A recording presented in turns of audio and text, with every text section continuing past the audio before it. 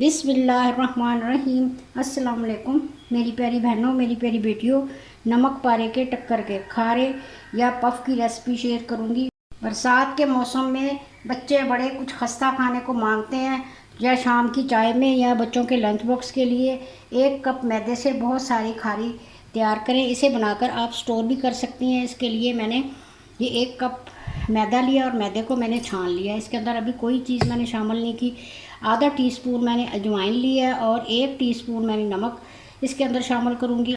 Cornflour की मैं paste तैयार करूँगी। आप इसके अंदर मैदा भी शामिल कर सकते हैं। ये मैंने 1 टेबल स्पून लिया है और इसके अंदर मैं घी भी शामिल करूँगी। गर्मी का मौसम है तो घी ज़ाहिर है आजकल के मौसम में थोड़ा सा मेल्ट होता है, और सर्दी के मौसम में ज़रा इसे गर्म करना पड़ता है। चूल्हे पे गर्म करके इसे मेल्ट करें और फिर शामिल करें, क्योंकि अब गर्मी का मौसम है तो मैं इसी तरह इसके अंदर शामिल करूँगी।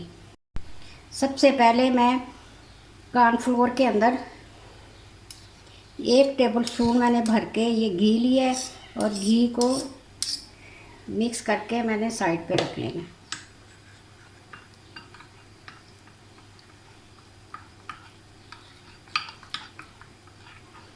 याद रहे कि हमने इसके अंदर ज़्यादा कॉर्नफ्लोर नहीं शामिल करना, वरना ऑयल में जब हम फ्राई करेंगे ना सारे उसके अंदर नीचे बैठ जाएगा और ये ऑयल भी हमारा गंदा करेगा। एक मैंने बाउल लिया है और इसके अंदर सबसे पहले मैं नमक शामिल कर दूंगी और थोड़ा सा मैं इसके अंदर ऑयल शामिल करूंगी, तकरीबन 1 टेबल स्पून के बराबर। ज़्यादा हमने ऑयल या घी इसके अंदर नहीं शामिल करना, और थोड़ा सा मैं पानी शामिल करूंगी। नमक को पानी के अंदर मैं अच्छी तरह हल करूंगी। जब हम इसी तरह मैदे के अंदर नमक डालकर मैदे को गूंथते हैं तो जहाँ जहाँ नमक होता है ना वहाँ वहाँ बबल उठ जाते हैं, वहाँ से ये अच्छी इसकी लुक नहीं आती। तो इसे इस तरह नमक में थोड़े से पानी में ही शामिल कर लें और फिर इसके अंदर मैं ये मैदा शामिल कर दूँगी। अजवाइन, और इसे पहले चम्मच से मिलाऊंगी और थोड़ा थोड़ा पानी शामिल करके मैंने इसकी सख्त सी डो गूंदनी है। ना ही ज़्यादा टाइट होनी चाहिए, जिस तरह नमक पारे या हम समोसे बनाते हैं ना इस तरह की नहीं होनी चाहिए। ये जो रोटी पकाते हैं हम घर में, चपाती बनाते हैं ना, थोड़ा सा सख्त होना चाहिए, क्योंकि मैदा है ना, मैदा जब रेस्ट पे हम रखते हैं ना तो उसके बाद काफ़ी सॉफ्ट हो जाता है। और इसे हाथ से इस तरह मैंने गूंद लेना है।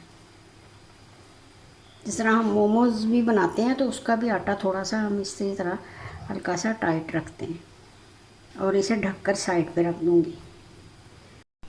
इस तरह हमें कम मेहनत करनी पड़ती है। अगर थोड़ी सी चिपके तो हल्का सा बस डस्ट कर लेना हमने मैदा। इसे एक सिलेंडर की शेप दूंगी और इसके 4 पोर्शन तैयार करूंगी।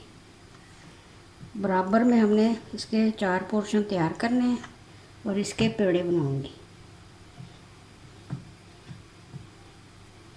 इस तरह बराबर में हमने पेड़े बना लेने। 4 पेड़े हमारे तैयार हो गए हैं। अब मैं इसे ढक कर रखूँगी तकरीबन 10 मिनट। ज़रूर आप इसे रेस्ट पे रखें ताकि आगे चल के हमारा काम आसान हो जाएगा। 10 मिनट रेस्ट के बाद मैं इसकी रोटी बेलूँगी। अगर बेलन को ये रोटी चिपके तो हल्का सा मैदा डस्ट करना, ज़्यादा मैदा हमने नहीं लगाना। जब पेड़े बनाकर मैंने रेस्ट के लिए रखे थे ना तो उसका फ़ायदा ये होता है कि ये जल्दी जल्दी बन जाता है। ये देखिए कितनी बारीक मैंने इसकी रोटी तैयार की है। हम इसे चौकोर बेलने की कोशिश करें, गोल ना बेलें, क्योंकि आगे जाकर हमारा अपना ही फ़ायदा है इसके अंदर। और ये देखिए कितनी बारीक बिली है कि इसके अंदर से मेरा हाथ भी नज़र आ रहा है। इसी तरह मैंने सारी बेल कर तैयार कर लेनी है। अब मैंने कॉर्नफ्लोर और जो घी का मेज़ा बनाया था ना वो इसके ऊपर 1-1 टीस्पून के बराबर लगाना। ज़्यादा हमने इसके ऊपर घी नहीं लगाना। इसके ऊपर इसके बराबर में ये मैंने जो रोटी बेल के रखी हुई थी ना ये इस तरह रख दूँगी और हाथ से इस तरह मैं चौकोर कर लूँगी। इस तरह परतें हमारी ये सारी बराबर रहेंगी। अब मैं इसके ऊपर और 1 टीस्पून ये घी लगा दूंगी ऊपर वाली रोटी पे और इसकी इस तरह तय लगाऊंगी। इस तरह हाफ तक लगानी है, फिर इसे उठाकर फिर इसके ऊपर रखनी है और फिर थोड़ा सा इसके ऊपर घी लगाना है। और ये देखिए इसके अंदर हवा है, ये देखिए ये सारी हमने इस तरह करके निकाल देनी है, क्योंकि आगे जाकर ये हमारा जो आटे की रोटी बनाई है ना, ये फट भी सकती है। इस तरह बनाकर मैं इसे थोड़ी देर ये रेस्ट पे रखूँगी। पेड़े को हमने हल्के हाथ से बेलना है। याद रहे कि हमने इसके ऊपर कोई भी मैदा या कॉर्नफ्लोर नहीं लगाना, कि जब हम फ्राई करेंगे ना तो उसके अंदर ये मैदा जो ऊपर लगा होता है ना, ये ऑयल के अंदर फैल जाता है। बस थोड़ा सा मैंने इसे बड़ा करना है। इसके किनारों को भी हमने इस तरह बेल लेना है ताकि इसके किनारे मोटे ना रहें। अब मैं इसे कट करूँगी।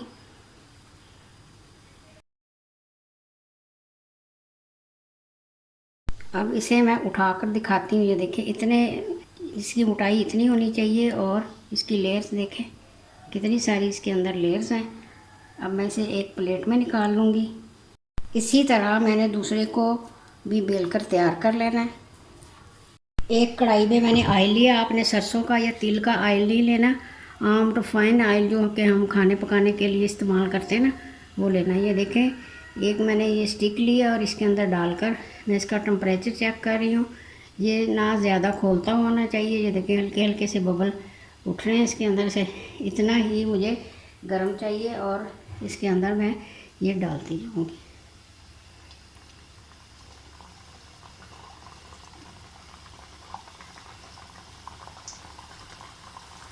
अगर हम ज़्यादा गर्म खोलते हुए ऑयल में डाल देंगे ना तो ये ऊपर से जल जाएंगे, अंदर से कच्चे रहेंगे। अगर इन्हें हम ठंडे ऑयल में डाल देंगे तो ये सारे खुल जाएंगे, सारी इसकी परतें बिखर जाएंगी कढ़ाई के अंदर। और ये देखें एक ही दफ़ा मैंने ये सारे डाल दिए और ये थोड़ी देर को ही इस तरह ऊपर उठ कर आ जाएंगे। ये देखिए कितने फूल हुए हैं।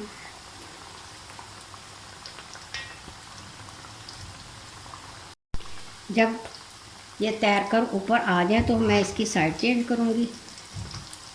इस तरह हल्के हाथ से हमने इसकी साइड चेंज करनी है ताकि ये दूसरी साइड से भी अच्छी तरह गोल्डन हो जाए और इनकी लेयर अच्छी तरह खुल जाए।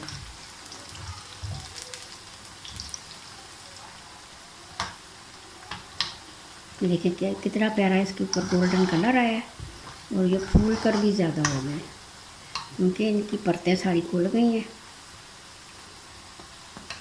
जब इसके ऊपर इतना अच्छा गोल्डन कलर आ जाए तो मैंने इसे निकाल लेना है।